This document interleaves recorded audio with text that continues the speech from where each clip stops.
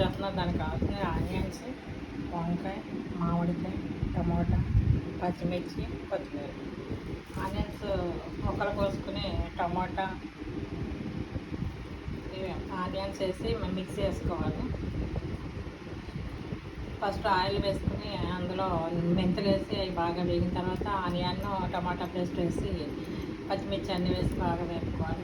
వేగి అందులో వంకాయ ముక్కలు కూడా వేస్తాయి. కూడా బాగా వేగిన తర్వాత ఉప్పు, కారం, పసుపు, కొంచెం జీలకర్ర పొడి, ధనియాల పొడి, కొద్దిగా మిరియాల పొడి అన్నీ వేసి బాగా వేగిన తర్వాత కొంచెం చింతపండు పులుసు వేస్తాం. అది బాగా దగ్గర ఉడికిన తర్వాత లాస్ట్లో కొత్తిమీర వేస్తాం. అప్పుడు చేపల పులుసు రెడీ అవుతుంది.